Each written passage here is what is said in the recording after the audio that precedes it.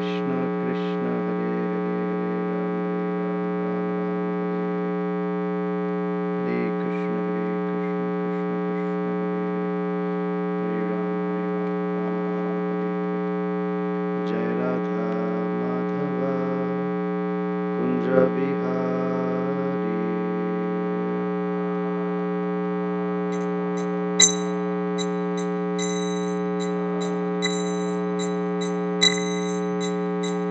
Gopijana Vallabha Girivaradhari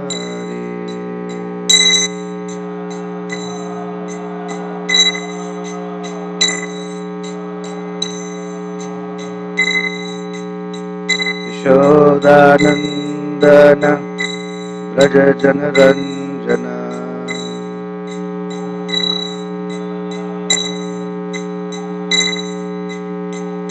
Yamuna Tira Vanachari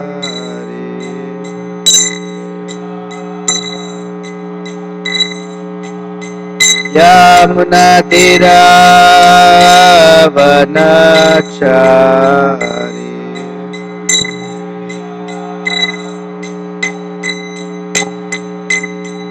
Jai Radha Madhava Kunja Bihari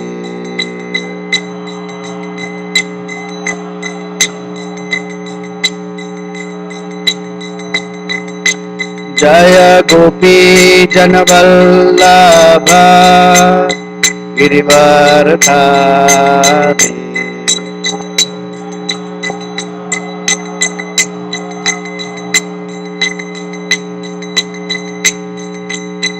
Yashodanandana Braja Janaranjana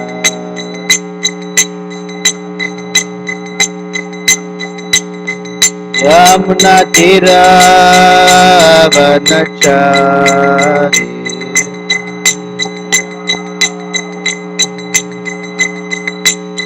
Jai Radha Madhava Kunja Bihari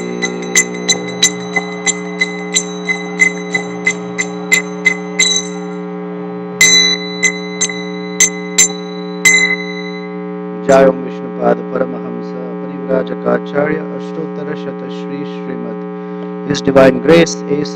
Bhakti Vedanta Swami Srila Prabhupada ki Jai Anant Koti Vaishnava Vrinda ki Jai Grantharaj Srimad Bhagavatam ki Jai. All glories to the assembled devotees. All glories to Sri Sri Guru and Gauranga. Narayanam Namaskritya Naram Cheva Narottamam Devim Saraswatim Vyasam Tato Jayamudirayet Nashtaprayeshu Bhadreshu Nityam Bhagavata Sevaya Bhagavati Uttama Shloke Bhaktir Bhavati Naishtiki Om Namo Bhagavate Vasudevaya Om Namo Bhagavate Vasudevaya Om Namo Bhagavate Vasudevaya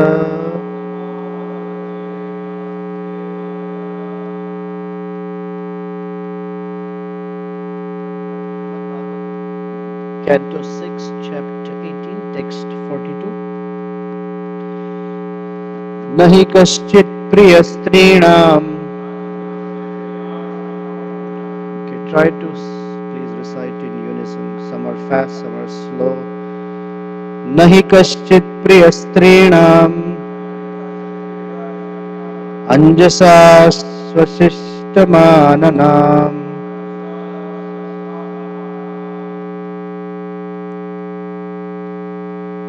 Swashisha Atmanam, sorry. Anjasa Swashisha Atmanam Patim Putram Bhrataram Va ननन्ति अर्थे घातयन्ति च न हि कश्चित् प्रियस्त्रीणाम् अंजसा श्वासिषात्मनः पतिं पुत्रं भ्रातरं वा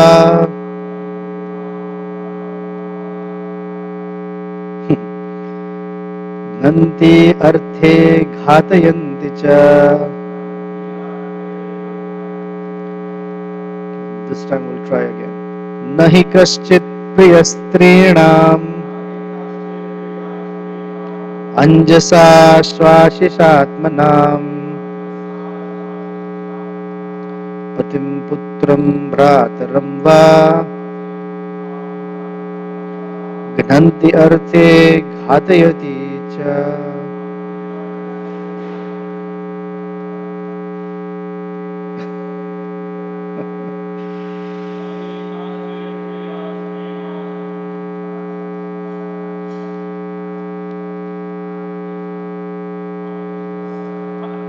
Perfect.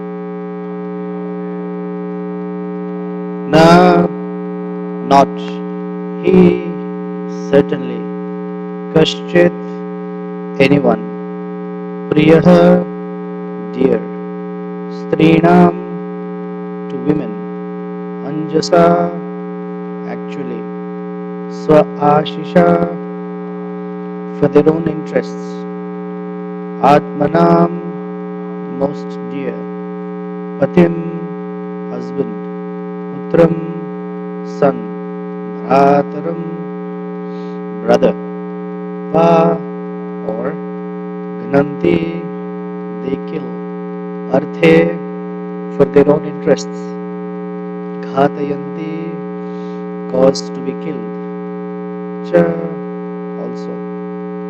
Translation and very interesting purport by Srila Prabhupada ki jai. To satisfy their own interests, women deal with men as if the men were most dear to them. But no one is actually dear to them. Women are supposed to be very saintly, but for their own interests, they can kill even their husbands, sons, or brothers, or cause them to be killed by others. Purport. A woman's nature has been particularly well studied by Kashyapa Muni.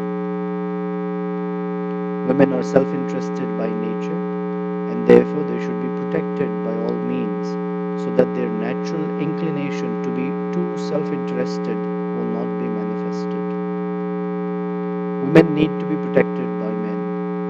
A woman should be cared for by her father in her childhood, by her husband in her youth, and by her grown sons in her old age. This is the injunction of Manu, who says that a woman should not be given independence at any stage. Women must be cared for so they will not be free to manifest their natural tendency for gross selfishness. There have been many cases, even in the present day, in which women have killed their husbands to take advantage of their insurance policies. This is not a criticism of women, but a practical study of their nature. Such natural instincts of a woman or a man are manifested only in the bodily conception of life. When either a man or woman is advanced in spiritual consciousness, the bodily conception of life practically vanishes.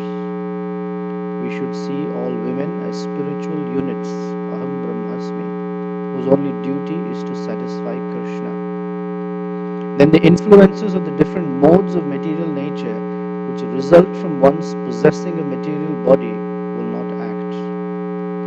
The Krishna consciousness movement is so beneficial that it can very easily counteract the contamination of material nature which results from one's possessing a material body. Bhagavad Gita therefore teaches in the very beginning that whether one is a man or a woman, one must know that he or she is not the body but a spiritual soul. Everyone should be interested in the activities of the spirit soul, not the body. As long as one is activated by the bodily conception of life, there is always the danger of being misled, whether one is a man or a woman. The soul is sometimes described as Purusha because whether one is dressed as a man or a woman, one is inclined to enjoy this material world. One who has the spirit of enjoyment is described as Purusha. Whether one is a man or a woman, he is not interested in serving others. Everyone is interested in satisfying his or her own senses. Krishna consciousness, however, provides first-class training for a man or a woman.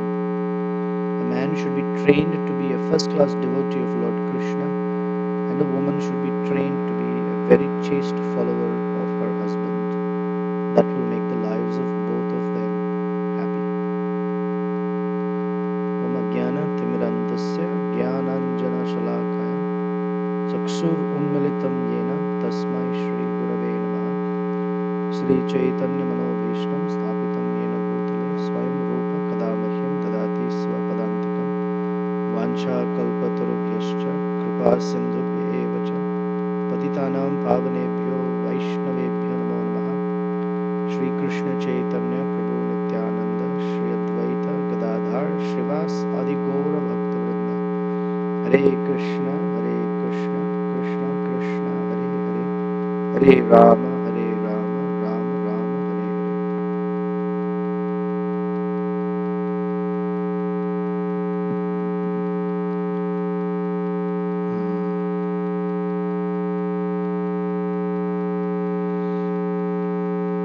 In the court of King Akbar, once a man showed up and he said that he is an expert in languages. And he's such an expert that he can speak the language, any language. And he said, I know about 20 languages or something, with the perfect accent, the perfect cultural connotations to the words, etc.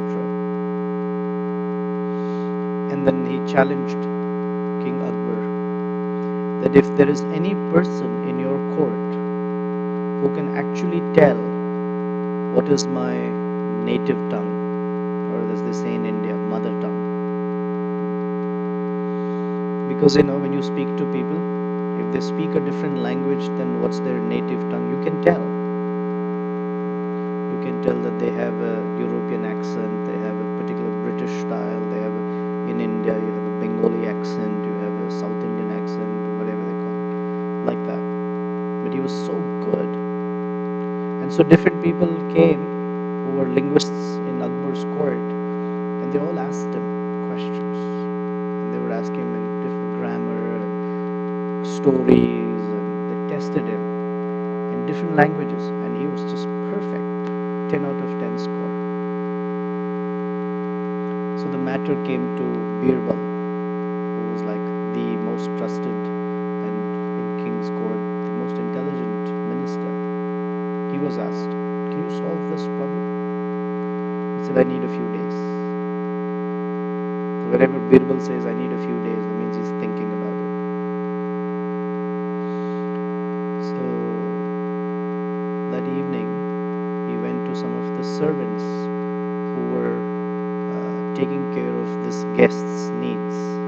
He was given a particular place to stay, royal guest house, and there were servants taking care of this man's needs because he's a guest of the king. So Birbal said to the servants, at about 2 a.m. in the night, when this man is in deep sleep, feed him well, let him know it's nice deep sleep. Take about 5 buckets of ice water, cold, and pour it on him. Like a you report to me what he says. Okay.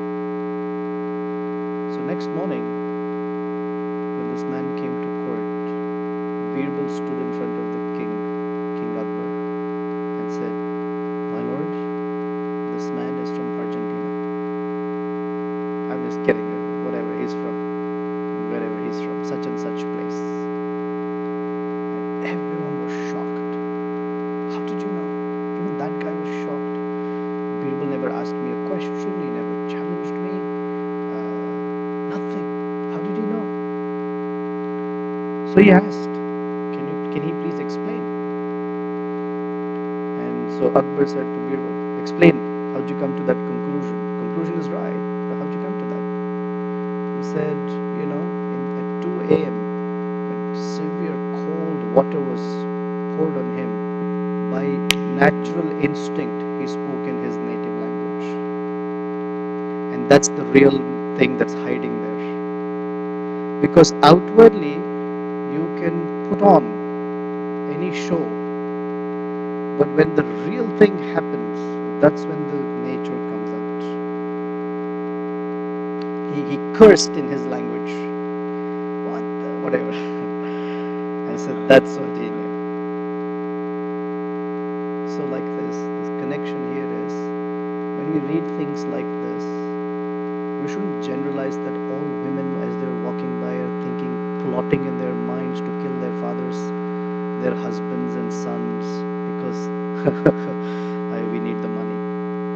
It's not like that. It's that each one of us has within us a nature that is sitting somewhere. Somewhere it's deep in our what we call subconscious. There's a particular nature there. And that is something we're born with. It's called Svabhava. And we don't know what that is. Most times we are unaware of what is that inherent nature that we have. We generally operate with some things that we think is our nature because we like certain things, we dislike certain things, but those things are conditioned aspects of our nature. We are born with a particular set of samskaras. The reason we're born into a particular family, the whole package that we bring along with us, karmic package, it's all sitting there deep in the crevices of our subconscious. And in life, certain major circumstances will bring out that nature. You get to see it once in a while. In the field of psychology, those things are called triggers. Like in a gun, there's a trigger. You press it and the bullet comes out. Right? When you press a trigger, flowers don't come out. Bullets come out. Similarly, for persons, when you trigger them, flowers don't come, bullets come. For each one of us, in our nature, there is something that triggers us. And that trigger can be karmically, sociologically, family history wise, trauma, all of these things. For example, in the world, when two countries or two religions, they're constantly fighting, the generations that come after, within them is stored the trauma of those wars. Or let's say when India and Pakistan were partitioned, there was this whole exodus like this. The Muslims in India decided we should stay in Pakistan. Many of them thought like that. And many of the Hindus thought India is a place to go to, not Muslim Pakistan. Because the previous day it was all India. The next day they became two countries. And there was this mass exodus. And during that exodus, there was a little riot that broke out. And that little riot went into some really major proportions and became almost like a fratricidal war. Because on the basis of religion, these two groups started fighting. 60 years later, they're still fighting. But when the partition happened, the trauma that was absorbed by the families created more and more generations with that trauma, because there was nothing to address it.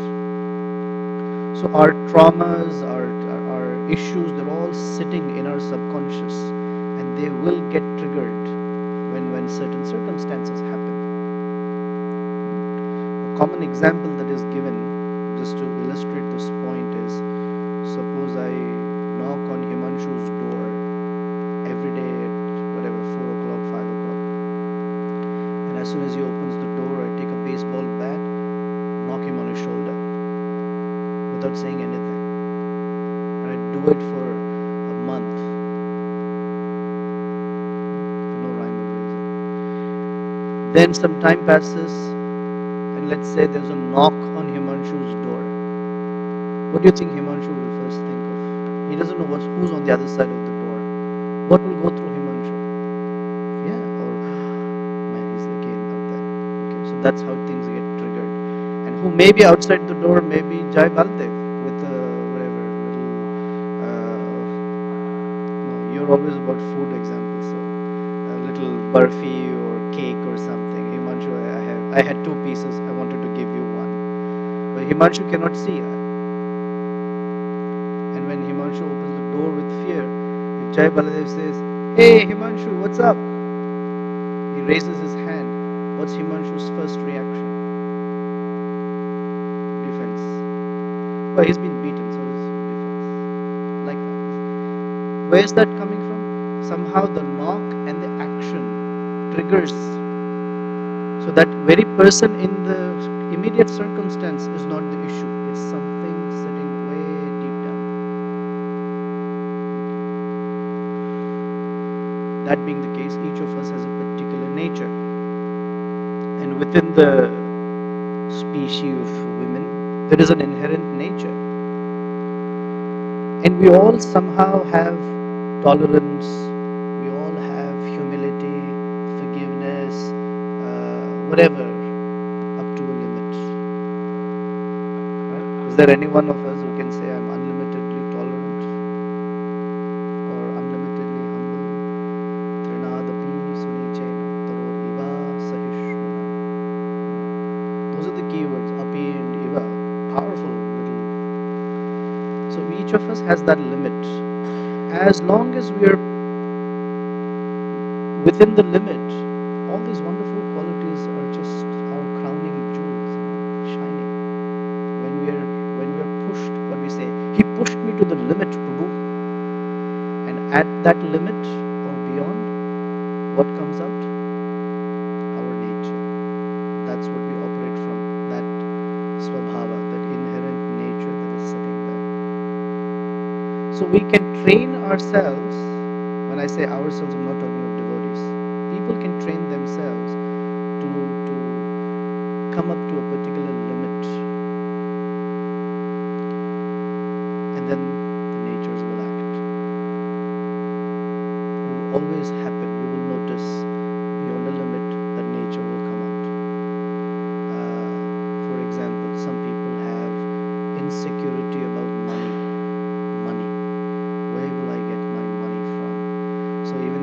less money, they're okay. But when they're pushed to a limit where there is no money, some nature will come up, some insecurity, some pain, some memory, some trauma will immediately manifest.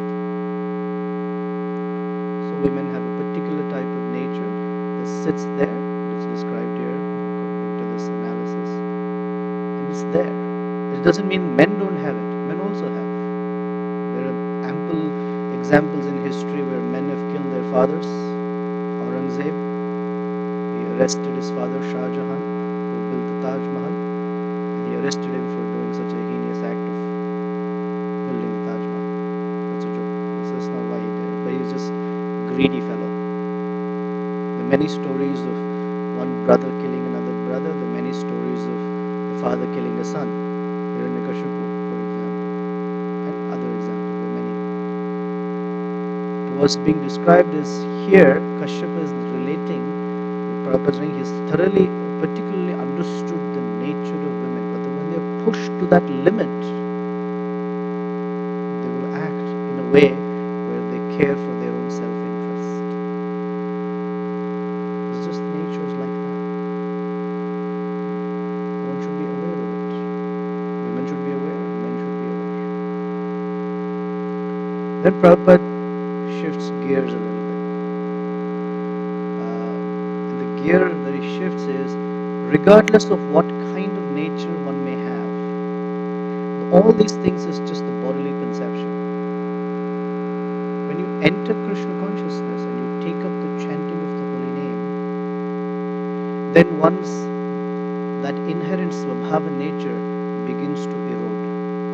It doesn't happen immediately, of course, but begins to erode. Therefore, Chaitanya Mahaprabhu says, Cheta Darpana Marjana. This Cheta is that subconscious, where all those conceptions about life and trauma and pain and happiness, they are removed from the root. This is not, and Prabhupada says, an artificial imposition on the mind. Why? Because of deep down in the subconscious, the holy name removes all of that. The nature, and brings about what we call a transformation of heart. So you will see that although inherently someone may have a particular nature, by the strength of their devotional service, they don't have to respond. That lower nature, whatever that Svabhava, doesn't act for them.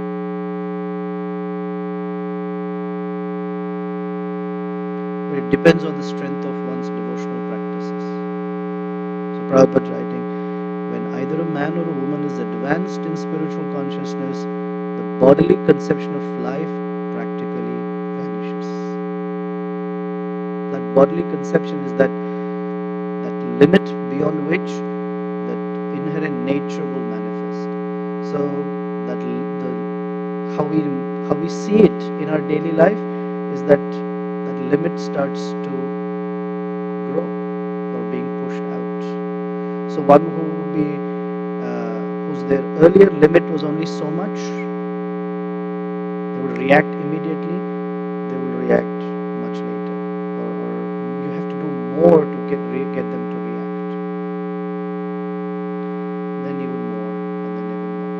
For example, before we came to Krishna consciousness, even if we were driving and someone cut us off, someone cut through the lane, by nature we would be like some 4-letter word would come out.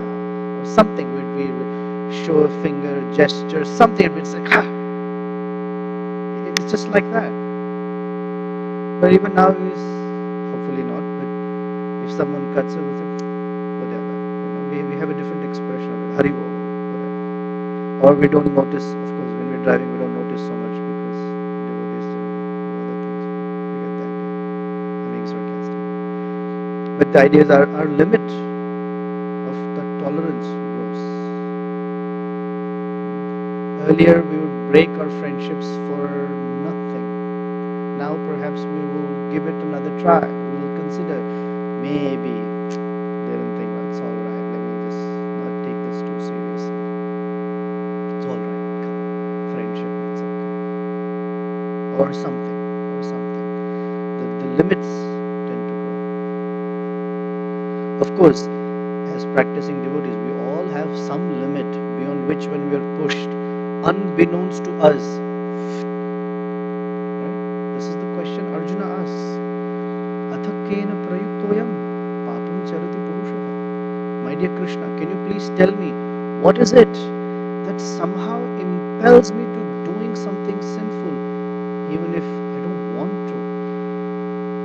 And Krishna says, Kamesha, Krodhesha, Rajo Guna Samudbhava.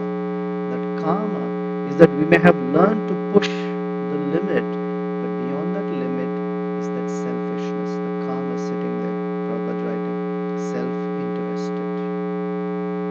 And that kama is what is our swabhava, that nature.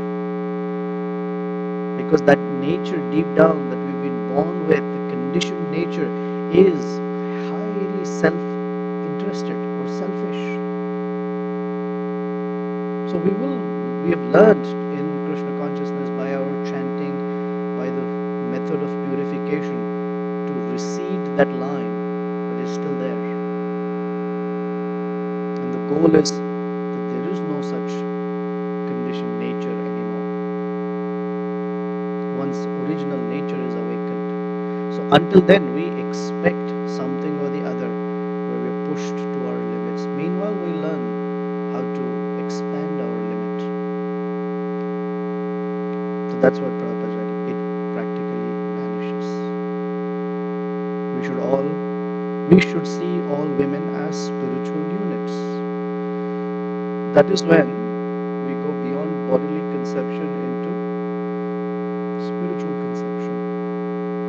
These are all parts and parcels of Krishna. Until then, because we are also in bodily conception of life, we do see that, and we should learn how to work and interact. It is described that one of the easiest methods, and partly tongue-in-cheek, easiest, it's really not that easy, one of the easiest methods to manage through life is to have proper or realistic expectations of others. It's the unrealistic expectations that cause most problems.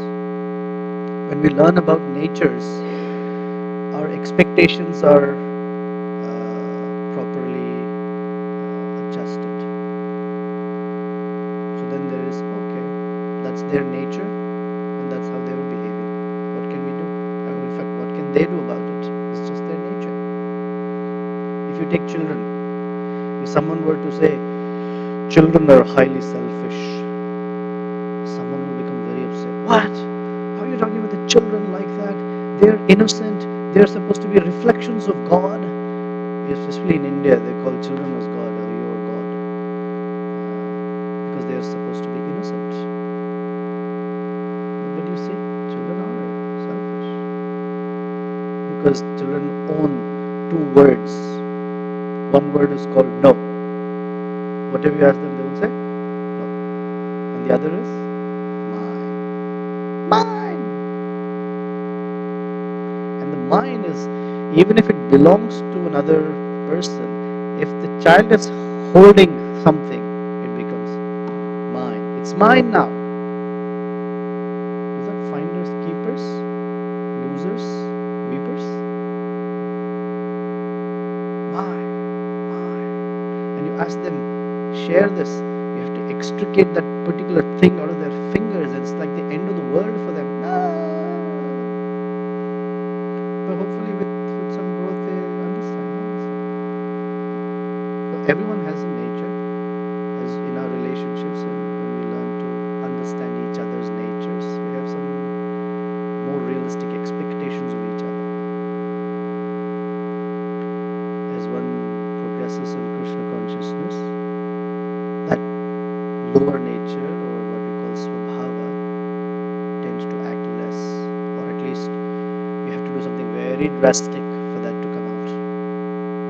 The influences of the different modes of material nature, which result from one's possessing a material body, will not act. You have a body, it will act somewhere or the other. It will act. We we don't punish ourselves and we try not to punish others for it. Then he says the Krishna consciousness movement is so beneficial that it can very easily counteract the contamination of material nature, which results from one's possessing material body. Bhagavad Gita therefore teaches in the very beginning that whether one is a man or a woman, one must know that he or she is not the body but a spiritual soul. Everyone should be interested in the activities of the spirit soul, not the body. As long as one is captivated by the bodily conception of life, there is always the danger of being misled, whether one is a man or a woman. So, the realistic thing is, these things will happen. These things will manifest, because none of us can say, at least I can't say, I'm free of the bodily conception of life. It is there. And when it does come up, we recognize, oh, okay, the realistic thing is, that's where it is. This is how it's acting up. Now what can I do about this? What is the solution that I can take in a way that it will benefit me spiritually? The first thing is acknowledging it. Generally we learn to shy away or shun it or hide away. Oh, I have this nature. And this nature, if it is known to others, it will help them interact with me. I have this nature. What to do? By Krishna's grace, I'm hoping that I will act less on it, but it is there. The first step is acknowledging it. Ainanda tanuja kim karam patitam mam vishame bhavam. Somehow or the other, I've fallen into this ocean of birth and death. Kripaya tava pada pankaja stitadurang sadusha vachanta. Please Krishna, by your mercy, help me transcend that lower nature, that nature itself, whatever, lower or however you want to call it. We need Krishna's, what we say, grace. And Krishna has given us a methodology by which we can access His grace. Shravanam, Kirtanam, Smaranam, Vandanam, Padasevanam, Archanam, Dasyam, Sakhyam, Atmanivedanam. All these 9 processes of devotional service, they're meant to help us align our lives in such a way that we can extract or get to receive maximum mercy from Krishna.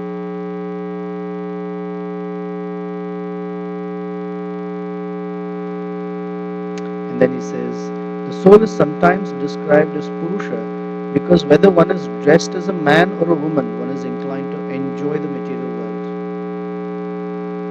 This enjoyment is in terms of connection with the first part of the purport, where it's been talking about being selfish. Because a person thinks, I enjoy when I'm selfish. This is bodily conception of life, that my enjoyment is in selfishness. Although people don't think, when I'm more selfish, I will enjoy. It's not like that. It's just there inherently. The more I get, the more I enjoy. And the flip side of it, the corollary picture is that the more I give, I enjoy. The more I render service to Krishna, I enjoy. The more I give to Krishna, I enjoy. And in the material sphere or condition of consciousness, that just doesn't make any sense. How can you enjoy if you give it away? Yeah, but that's how spiritual life works. The more you give, the more you receive, the more you enjoy. In material life, the more you hold on, you think you enjoy. It's described the more we hold on to, we are blocking ourselves from what else can come. That's the flip. The more we give. But here's the thing, Purusha is the sense of enjoyment. The more I get, I will enjoy. So when they have this, both on the subtle side and the gross side, the sense of aggrandizement. More is better.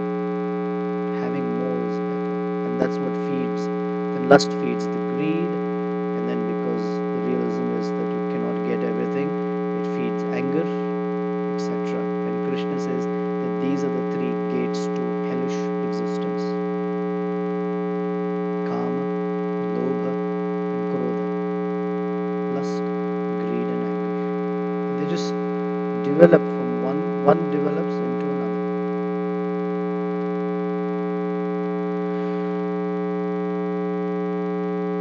And here's Prabhupada's right. Whether one is a man or a woman, he is not interested in serving others. Everyone is interested in satisfying his or her own senses. Krishna consciousness, however, provides first-class training for a man or a woman. A man should be trained to be a first-class devotee of Lord Krishna, and a woman should be trained to be a very chaste follower of the husband. That will make the lives of both of them happy. Both are serving Krishna. Both are serving Krishna according to their function and role.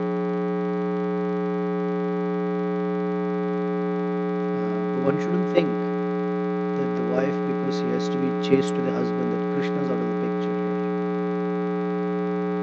It is a service each has to Krishna, and one needs to know what kind of service am I to render to Krishna, such that I can derive maximum benefit.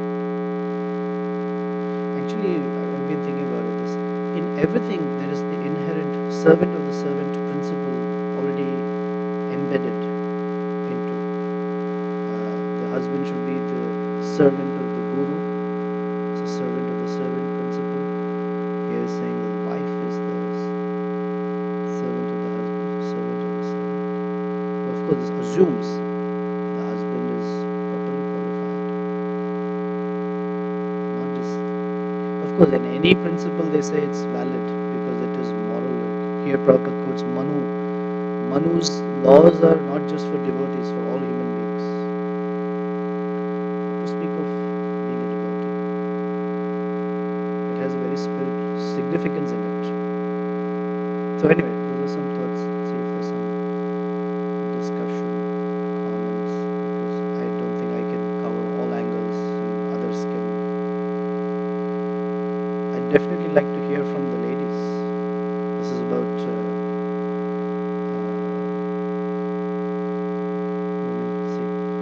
I should say spirit souls in ladies' bodies. See what they think.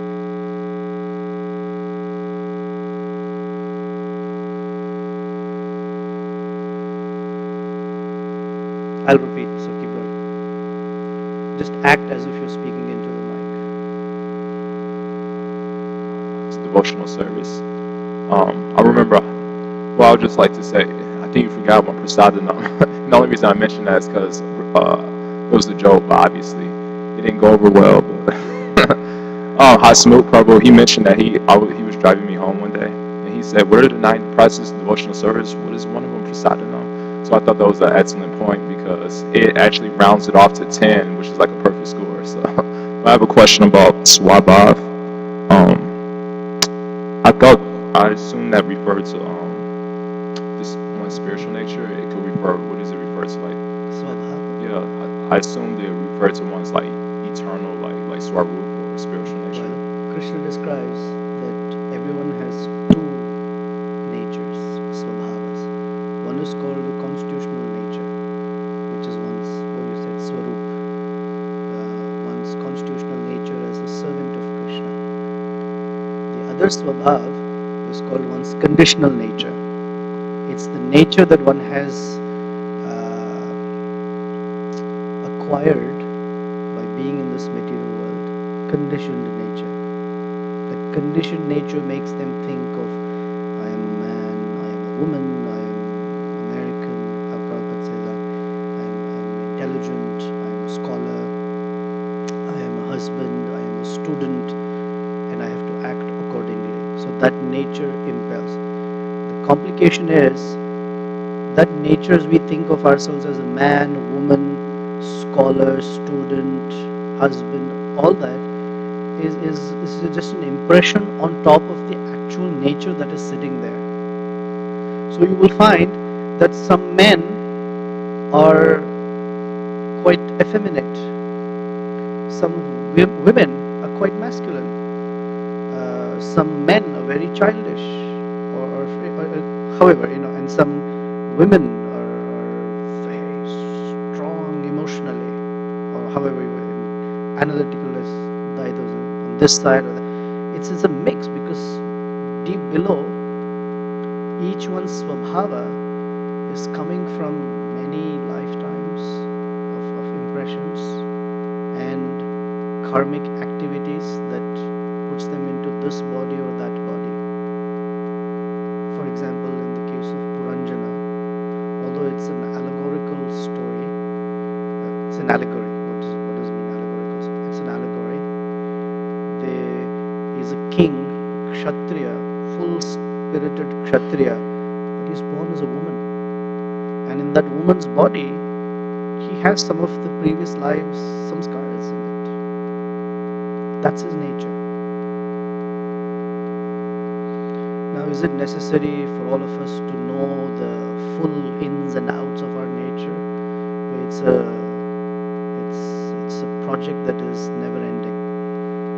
So it's described there are certain topics that rather than going into why, what, where, when, the better interest is in solving the issue. When the house is on fire, you try to save your life, then who set the fire? That's not the point of time for that discussion. Get out is the first thing. Thank you. You also kind of mentioned one more thing. You mentioned that Hindu, Muslim, that type war or whatever. And if, with all of us, we have our limit of trigger or whatever. So there was an interesting story that one devotee told us last night. In this regard, it was actually by Nityananda, Prabhu. It's a nice story to these examples, how we shouldn't get triggered. He basically went into one Muslim store to work on a computer, and it was owned by a Muslim guy. And so then the Muslim guy says to him, "Are you Hindu?" He was like, "No, Assalamu alaikum. I'm Muslim too." And so he was like, "Nah." He was like, "You're Hindu." He was like, Krishna and Allah, they're the same. We're brothers. They're the same. And so then this Muslim guy said, "What if I kill you?" And so Vaishnava Sevananda said, "You can't kill me. I'm eternal. I'm indestructible.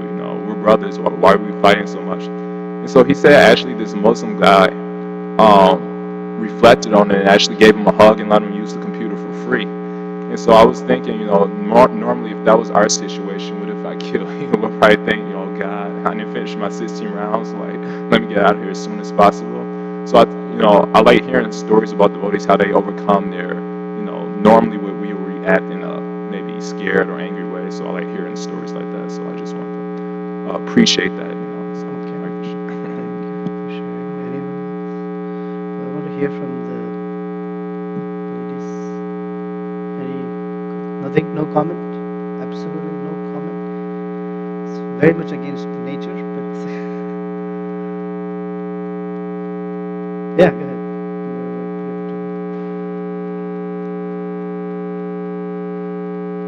I have two things from very nice class, and one thing is. What's the second one?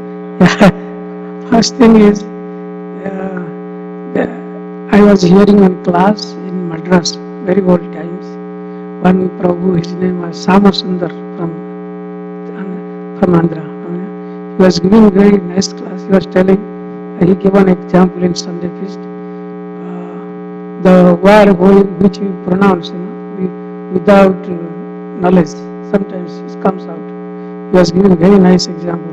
He told that, today my wife was, got electric shock, by some. He said, just to get rid of the pain, we'll say some word, Similarly, why can't we convert that word into Krishna? If we practice, Krishna, when fever comes, pain comes, we always say something. But if we convert that word into Krishna, then it will be a practice. At the last moment, it will come out, Krishna. Yeah. And even in the dream, when we see some bad dream, we keep saying, Krishna, because of chanting, always chanting, that it makes practice. And This is what he told. It's a very nice example he gave.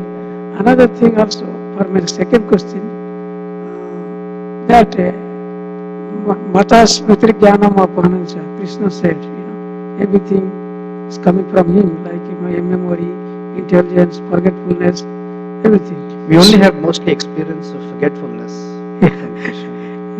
Thing, why does it infer if like a tolerance power or sense control also come from Krishna?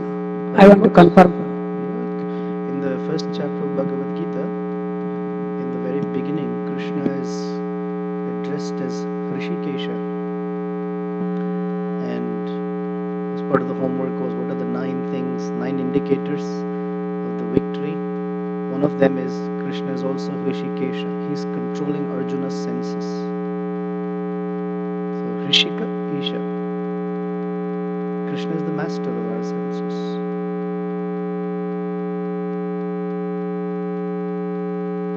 Now, for conditioned souls, is Krishna controlling their senses such that they will cause harm and all that? In the conditioned nature, Krishna controls the senses in such that part of his Paramatma, he allows that free will to act in a way. Although he's still controlling the senses, he's sanctioning. His control is through sanction.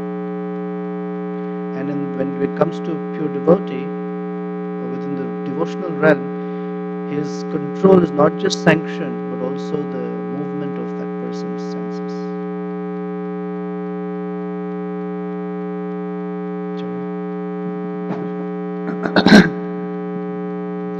Thank you. My question was kind of in terms of the last section of the purport.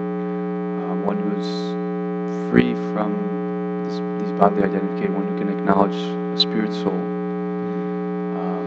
just under different dresses. I was wondering at what stage that vision develops, at what point one gets that vision, and then do the standard rules of etiquette, etc. still apply at that point, or one who's reached that level, they can interact in such a way that because they're not under the perhaps risk of such strictures.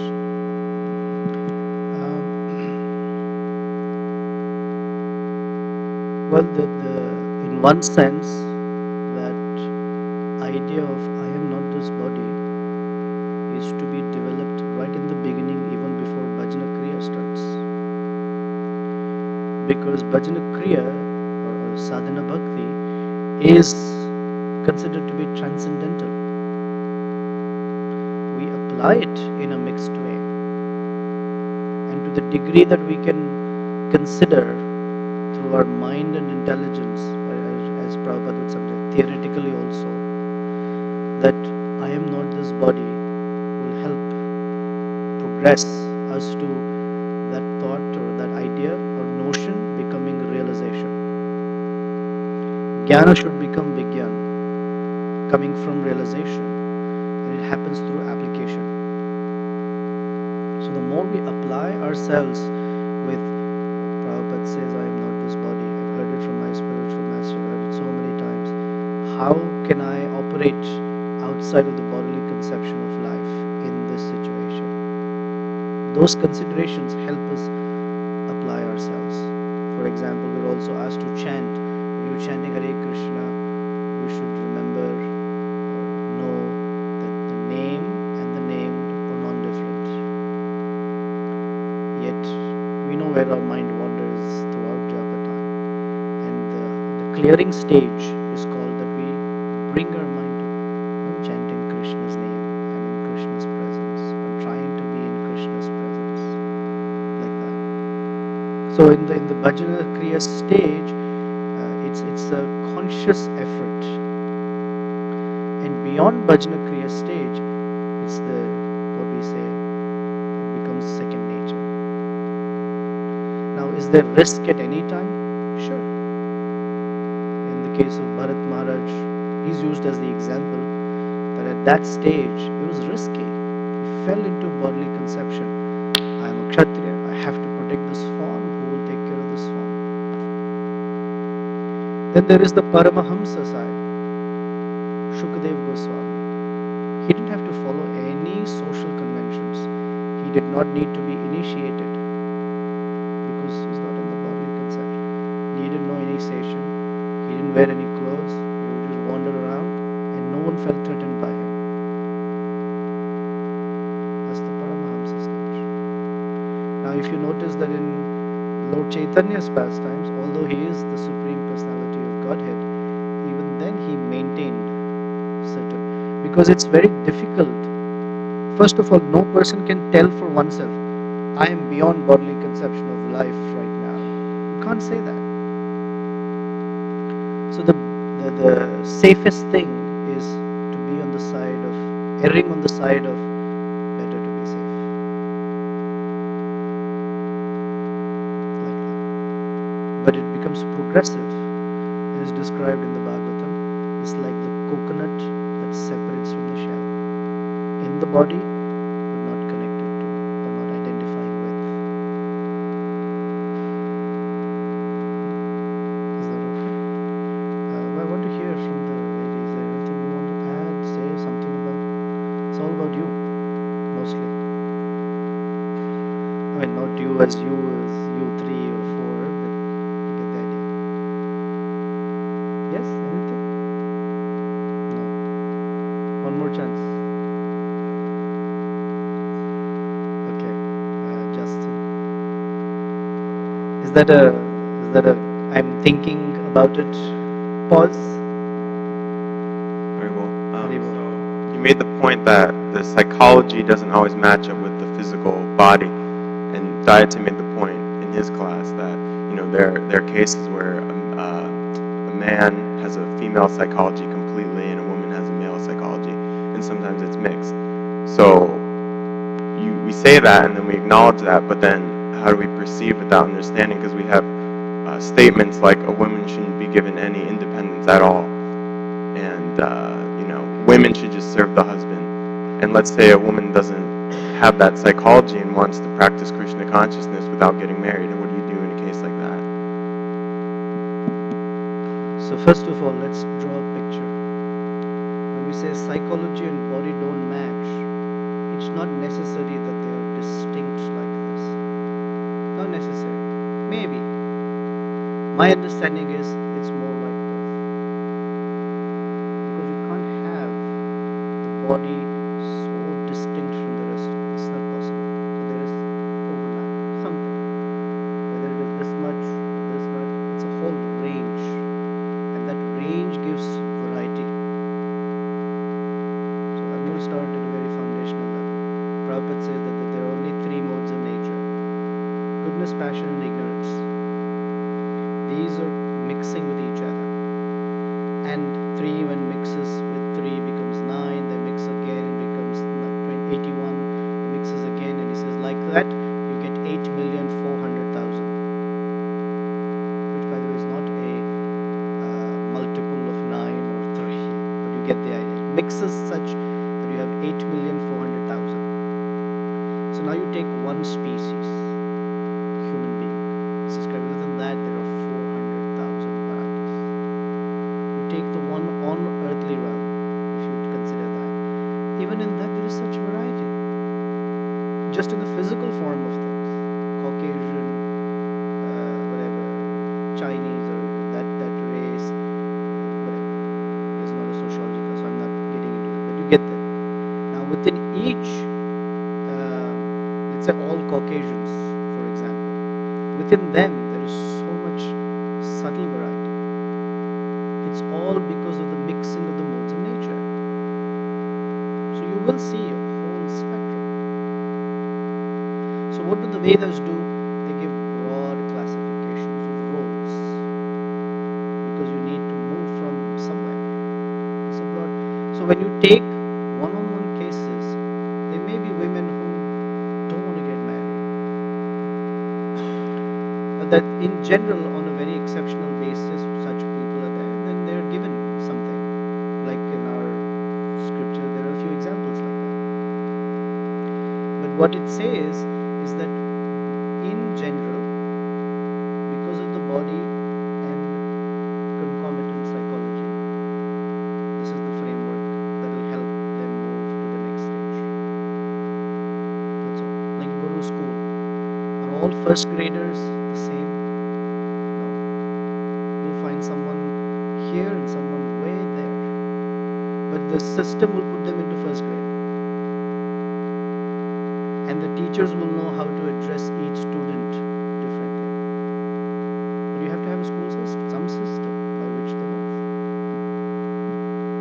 So mostly teachers will know that there is a Gaussian bell curve. Some are here and some are here, some are right in the middle. That's how it works. Now she has a comment. I triggered something for her. It must be the women don't need to get married thing. I'm in a joking mood, so hope you get that. To his point and also part of the class, and this point you were talking about the first grade and a system, and people are on different ranges in that spectrum.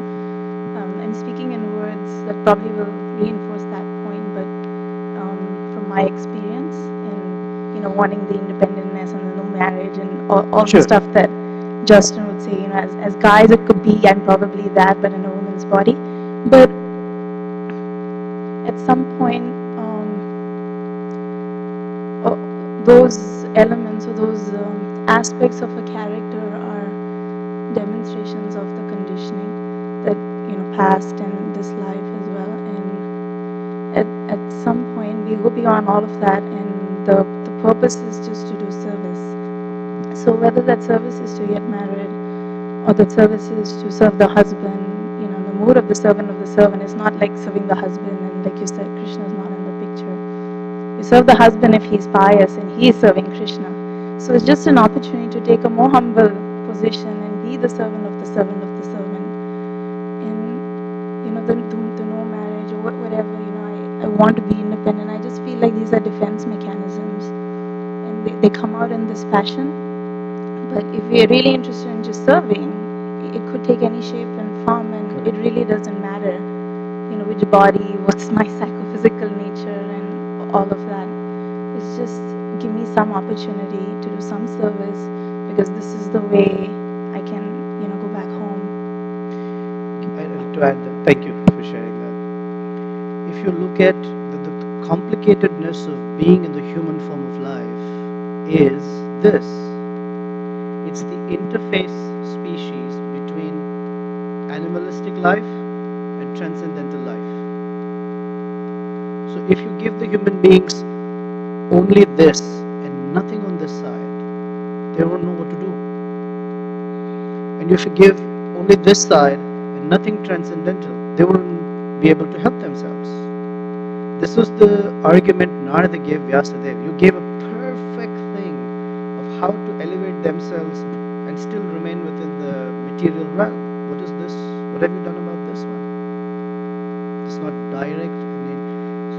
And the complexity of life is, as a devotee, if you will, or a spiritualist, particularly as a devotee, is you have to learn to live both lives. And that's the problem. But that's the solution. Is there a better solution? There isn't.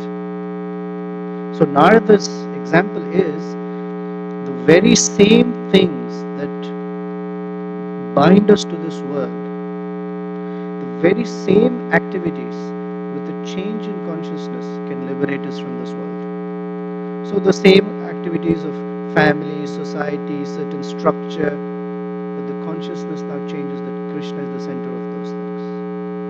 And it becomes the elevating versus the binding. Both are operating together. That's the complexity of it, if you will. Thank you for sharing. Inviting you. Last comment, Jitendra Prabhu, and we'll stop 8:30.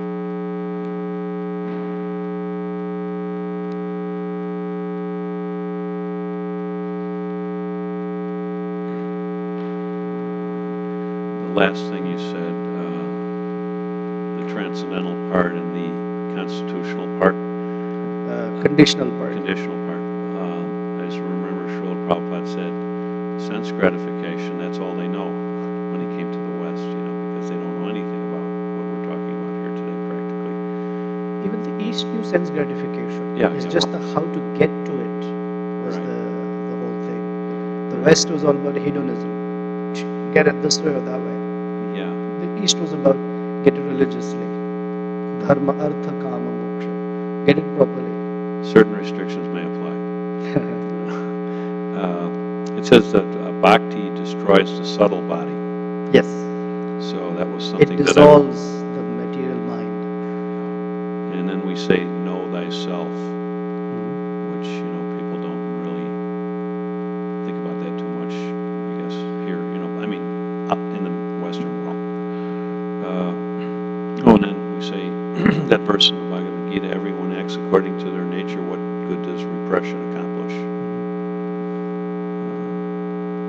So those are a few things. I'll end with a quick story from Bhaktisiddhanta Saraswati on that know thyself. One of my Prabhu also likes this story very much. There was one village in which there was a bombastic fool who thought he was very learned, and he had many followers who would all be like, "Ah, you're so amazing." His name was Dada Thakur. "You're so amazing." They would fan him. They would massage his feet, and he was like he didn't know anything, but they all thought he was scholar, and he believed in it himself. So there was one person in the village who said, "My gosh, this is really not going well. I wish a saintly person would come and do something about this." Don't ask me to give you more purport than the story. So then it happened that a saintly person came, and there was a rumor in the village, some sadhu has come. And the followers of Dada Thakur said, Dada Thakur is better than this guy. We should have a debate so that Dada Thakur can defeat him. So they invited this saintly person, "Would you please come and talk to Dada Thakur?" I said, "Okay." So the date was set. 2 seats were set up.